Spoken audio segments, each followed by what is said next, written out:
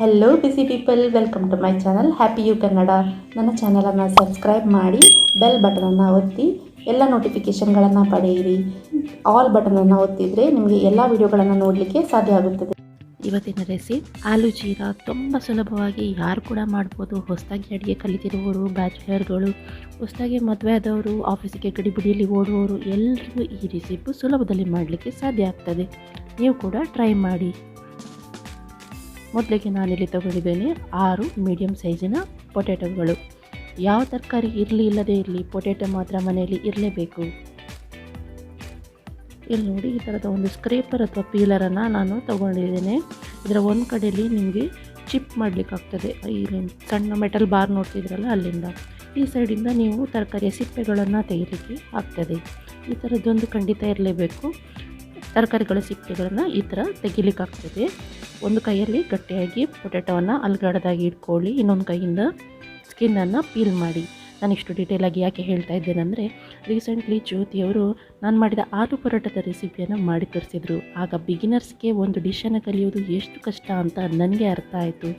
So ನಾನು ಡೀಟೇಲಾಗಿ ಪ್ರತಿಯೊಂದನ್ನು ಇಲ್ಲಿ ಹೇಳ್ತಾ ಇದ್ದೇನೆ. This is only for beginners. ಇಲ್ಲಿ ನೋಡಿ, ಎಲ್ಲ ಬಟಾಟೆಗಳ ಸಿಪ್ಪೆಯನ್ನು ನಾನು ಸುಲಿದಿಟ್ಕೊಂಡಿದ್ದೀನಿ. ಇನ್ನು ನಿಮಗೆ ಇನ್ನೊಂದು ವಿಷಯ ಹೇಳಬೇಕು. ನೀವು ಎಷ್ಟು ಸಣ್ಣ ಸಣ್ಣ ಪೀಸ್ಗಳನ್ನು ಕಟ್ ಮಾಡ್ಕೊಳ್ತೀರಿ ನೋಡಿ ಬಟಾಟೆಯನ್ನು, ಅಷ್ಟು ಬೇಗ ಅದು ಬೇಯ್ತದೆ. ನಿಮಗೆ ಪುರ್ಸೋದು ಜಾಸ್ತಿ ಇದೆ ಒಲೆ ಮುಂದೆ ನಿಲ್ಲಕ್ಕೆ ಅಂತ ಆದರೆ ಮಾತ್ರ ದೊಡ್ಡ ದೊಡ್ಡ ಪೀಸ್ಗಳನ್ನು ಕಟ್ ಮಾಡ್ಕೊಳ್ಳಿ. ಇಲ್ಲಾಂದರೆ ಆದಷ್ಟು ಸಣ್ಣಗೆ ಇದನ್ನು ತುಂಡು ಮಾಡ್ಕೊಳ್ಳಿ. ನಾವು ರೆಸ್ಟೋರೆಂಟ್ಗಳಲ್ಲಿ ತಿನ್ನುವ ಆಲೂ ಜೀರಾ ಏನಿದೆ ನೋಡಿ, ಅದು ಸೇಮ್ ಎಕ್ಸಾಕ್ಟ್ ಇದೆ ಟೇಸ್ಟ್ ಬರ್ತದೆ. ಪೀಸಸ್ ಕೂಡ ಮೀಡಿಯಮ್ ಸೈಜ್ ಅವರು ಕಟ್ ಮಾಡ್ತಾರೆ. ನಾನು ಸಣ್ಣಗೆ ಕಟ್ ಮಾಡ್ಕೊಳ್ತೀನಿ, ಯಾಕಂದರೆ ನನಗೆ ಇದು ಅರ್ಜೆಂಟಿಗೆ ಆಗುವ ಅಡಿಗೆ.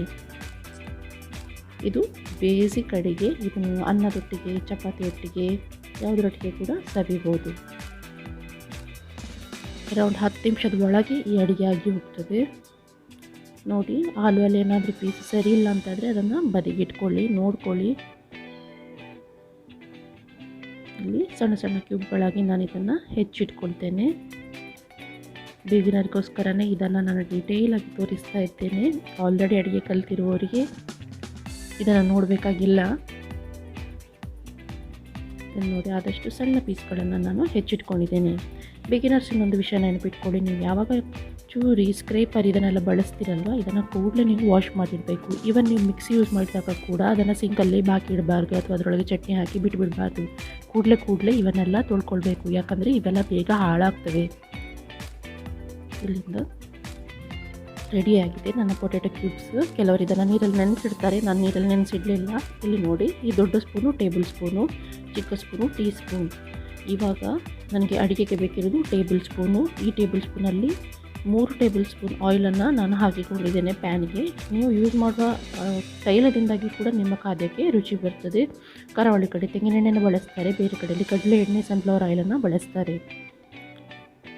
ಇವಾಗ ಇದಕ್ಕೆ ನಾವು ಒಗ್ಗರಣೆ ಮಾಡ್ಕೊಳ್ಳೋಣ. ನನ್ನ ಹತ್ರ ಜೀರಿಗೆ ಇರಲಿಲ್ಲ, ಜೀರಿಗೆ ಪೌಡರನ್ನು ನಾನು ಬಳಸಿದ್ದೇನೆ. 1 ಸ್ಪೂನು ಜೀರಿಗೆ ಹಾಕ್ಕೊಳ್ಬೇಕು, ಟೆಕ್ಸ್ಚರ್ ತುಂಬ ಚೆನ್ನಾಗಿ ಬರ್ತದೆ. 1 ಸ್ಪೂನ್ ಸಾಸಿವೆ ಮತ್ತು ಸ್ವಲ್ಪ ಕರಿಬೇವಿನ ಸೊಪ್ಪು.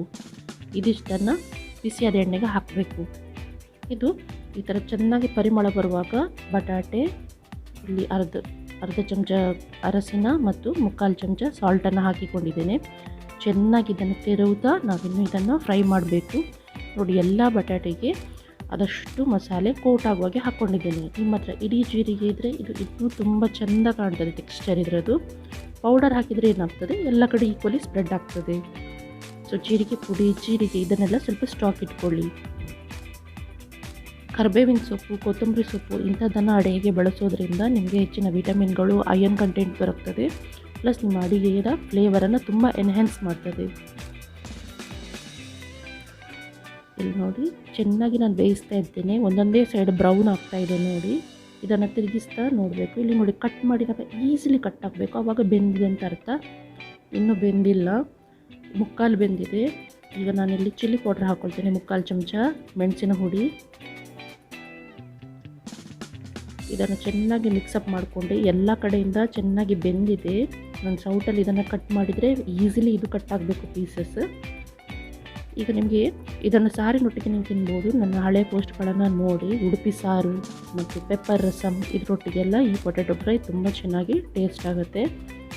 ಇಲ್ಲಿ ನೋಡಿ, ಸರ್ವಿಂಗ್ ಬೌಲ್ಗೆ ಹಾಕಿಕೊಂಡಿದ್ದೇನೆ. ಅನ್ನದೊಟ್ಟಿಗಂತೂ ಸಖತ್ತಾಗಿರುತ್ತದೆ ಇದು. ಎಕ್ಸಾಕ್ಟ್ ನಿಮಗೆ ರೆಸ್ಟೋರೆಂಟ್ ಸ್ಟೈಲಲ್ಲೇ ಬರ್ತದೆ ಈ ಆಲೂ ಜೀರಾ. ನೀವು ಕೂಡ ಒಮ್ಮೆ ಟ್ರೈ ಮಾಡಿ. ನಾನಿಲ್ಲಿ ಇದನ್ನು ಸಾರು ಮತ್ತು ಕುಚ್ಚುಗೆಕ್ಕೆಯೊಟ್ಟಿಗೆ ಸರ್ವ್ ಮಾಡಿದ್ದೇನೆ. ನೀವು ಕೂಡ ಟ್ರೈ ಮಾಡಿ. ಇನ್ನೊಬ್ಬರೊಟ್ಟಿಗೆ ಕೂಡ ಶೇರ್ ಮಾಡಿ. ನನ್ನ ಚಾನಲನ್ನು ಸಬ್ಸ್ಕ್ರೈಬ್ ಮಾಡಿ. ಇಷ್ಟು ಹೊತ್ತು ನೋಡಿದ್ದಕ್ಕಾಗಿ ಧನ್ಯವಾದಗಳು.